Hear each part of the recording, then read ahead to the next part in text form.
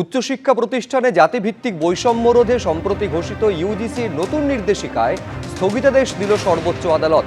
শিক্ষা প্রতিষ্ঠানে বর্ণ বৈষম্য ইউজিসির নতুন বিধিতে স্থগিতাদেশ দেওয়া হয়েছে। পুনর্বিবেচনার নির্দেশ দিয়েছে সুপ্রিম কোর্ট।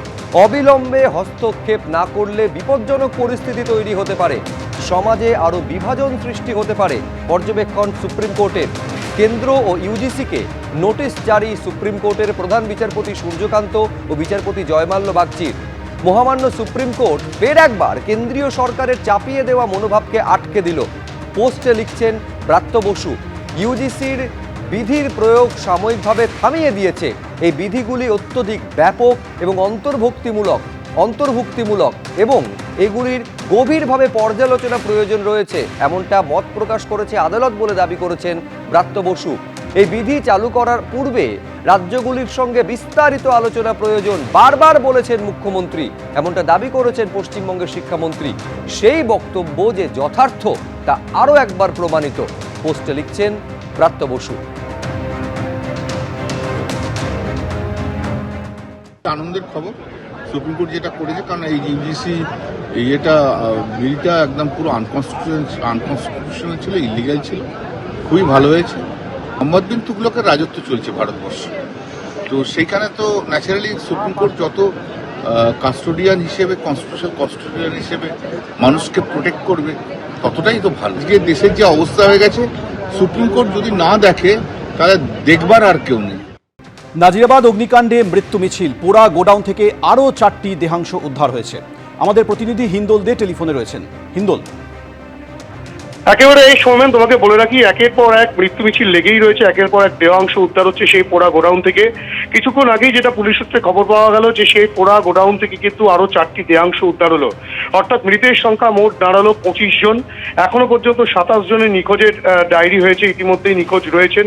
সেই 27 জনের মধ্যেই এই 25 জন রয়েছেন কিনা সেটা এখনো পর্যন্ত স্পষ্ট নয়, কেননা তাদের ডিএনএ পরীক্ষার পর, ডিএনএ ম্যাচিং এর পর তারপরেই পরিবারের সদস্যদেরকে বলা যাবে যে 27 জনের নামে মিসিং ডায়েরি হয়েছে তাদের মধ্যে এই মৃত 25 জন রয়েছে কিনা।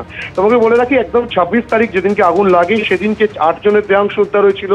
27 তারিখ 8 জনের দেহ উদ্ধার হয়। 28 তারিখ 5 জনের দেহাংশ উদ্ধার হয় এবং আজ 4 জনের দেহ উদ্ধার হলো। মোট 25 জনের দেহ কিন্তু ইতিমধ্যে উদ্ধার হয়েছে এবং সেইগুলোর ময়নাতদন্ত যেমন হবে তার পাশাপাশি ডিএনএ পরীক্ষাও করা হবে, তেমনটাই পুলিশ সূত্রে খবর।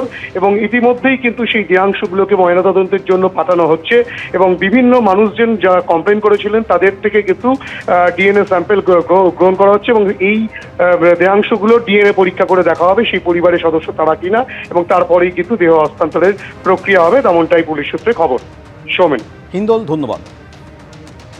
নাজিরাবাদে ভয়াবহ অগ্নিকাণ্ডে মৃত্যু মিছিল, এখনো পর্যন্ত 21 জনের দেহাংশ উদ্ধার হয়েছে। দুটি যে গোডাউন ছিল, একটি ওয়াও মোমো এবং আরেকটি নিউ পুষ্পাঞ্জলি নার্সারি প্রাইভেট লিমিটেড, দুটি গোডাউন থেকেই একের পর এক দেহাংশ উদ্ধার হয়েছে। এখন এই দেহগুলি কার তার পরিচয় জানার জন্য ডিএনএ টেস্টের প্রক্রিয়া শুরু হয়েছে। অগ্নিকাণ্ডের পর নিখোঁজদের আত্মীয়রা ভিড় জমিয়েছেন আনন্দপুরের নাজিরাবাদে। এই ঘটনায় গ্রেফতার করা হয়েছে ডেকোরেটরস সংস্থার মালিক গঙ্গাধর দাসকে। অনিচ্ছাকৃত খুনের চেষ্টা সহ একাধিক জামিন অযোগ্য ধারায় মামলা রুজু করা হয়েছে। গঙ্গাধর দাসের বিরুদ্ধে ওয়েস্ট বেঙ্গল ফায়ার সার্ভিসেস অ্যাক্টেও মামলা রুজু হয়েছে। আগামী 4 তারিখ পর্যন্ত তার পুলিশ হেফাজতের নির্দেশ।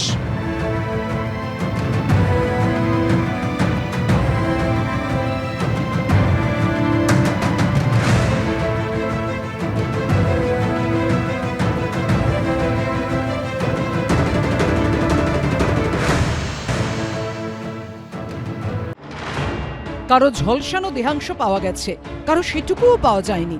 পরিবারগুলোর উদ্বেগ আরো বাড়িয়েছে গোডাউনে ছড়িয়ে থাকা পোড়া হাড়গোড়ের ছবি। এবার সেই দেহাংশেরই সূত্র ধরেই নিহতদের শনাক্ত করার কাজ চলছে।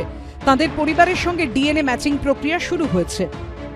আনন্দপুর অগ্নিকাণ্ডে যারা অগ্নিদগ্ধ হয়ে নিখোঁজ আছেন তাদের পরিজনের শরীর থেকে যে ডিএনএ পরীক্ষার জন্য নমুনা সংগ্রহ করা হচ্ছে, এখানে দেখতে পাচ্ছি বারুইপুর হাসপাতালে তাদের পরিজনরা সারিবদ্ধভাবে অপেক্ষা করছে।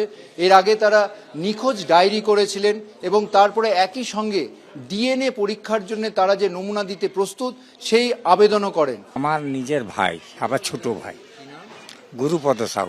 এখানে ভিতরে একটা ফর্মে ফটো মারছি, সেটা জমা নিল। তারপরে যেখানে রক্ত দিয়েছিলাম সেখানে রক্ত শ্যাম্পুল আসতে তোলার উপরে আর একটা বোতলে সেটা নিয়ে খামে পুরে রাখছে। আবার কি থানার লোকগুলো থানায় আবার যেতে হবে। অগ্নিকাণ্ডের ঘটনার পর থেকেই জামাইবাবু অনুপ প্রধানের খোঁজ পাচ্ছেন না এই ব্যক্তি। মিসিং ডায়েরি করছি, কিছু ওরা সংগ্রহ করেছে থানা, আজকে ডিএনএ টেস্ট করবে, ডিএনএ টেস্ট এবারে যা হবে। সোম, মঙ্গল, বুধ 3 দিনই মৃত্যুপুরী এই গোডাউন থেকে উদ্ধার হয়েছে দেহাংশ, কিন্তু সেই দেহাংশের নমুনা সংগ্রহ নিয়েও প্রশ্ন উঠছে।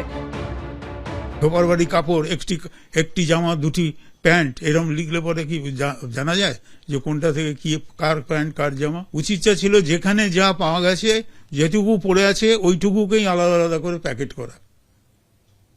যেখানে যা পাওয়া যাচ্ছে তাতে সুবিধা তো আলাদা আলাদা বেরিয়ে আসতো, ওই ডিএনএটা কার ডিএনএ বেরিয়ে আসতো। আর একত্রিত করলে এখানে সবগুলোকে আলাদা আলাদা দেখতে হবে।